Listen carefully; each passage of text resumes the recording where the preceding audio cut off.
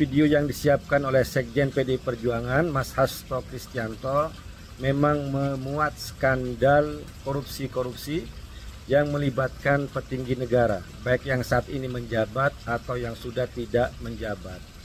Penyalahgunaan kewenangan untuk menjadikan hukum sebagai alat politik membunuh lawan politik. Makanya saya sebutkan itu lebih besar dari kasus Watergate yang ada di Amerika. Dan juga penyalahgunaan kewenangan seorang petinggi penegak hukum untuk menyelesaikan masalah pribadi seorang anak yang sekarang mantan penguasa. Dan juga ada kasus kriminalisasi terhadap Bapak Anies Baswedan, pembunuhan karakter terhadapnya menggunakan kasus hukum yang dulu kita pernah dengar kasusnya itu ya. Nantilah bukti-buktinya, pertemuannya dan sebagainya itu akan dirilis dalam video tersebut. Ini bukan balas dendam, bukan kebencian, tapi sebagai perlawanan, karena kami benar-benar melihat bahwa serangan terhadap Sekjen ini merupakan serangan terhadap partai. Ini merupakan bentuk kriminalisasi, bukan kasus hukum.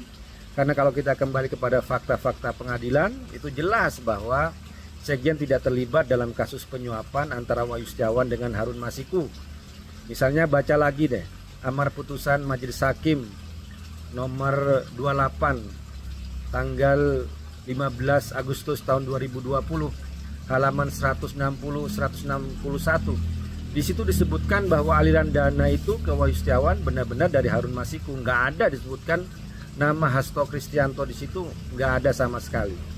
Jadi ini bukan untuk balas dendam, tapi untuk adalah perlawanan, karena kita juga mempertanyakan KPK yang selama ini mulai menurun kepercayaan publik terhadapnya. Dan juga kasus terakhir ada penggeledahan kantor BI dan sudah ditetapkan ada tersangka oleh Deputi Penindakan, tapi kok bisa diralat oleh jubir KPK. Pertanyaannya, siapa yang meremote KPK? Kalau ada tersangka yang bisa diralat, maka siapa yang meremote untuk menetapkan tersangka Sekjen PDI Perjuangan Hasto Kristianto? Di situ. Terima kasih.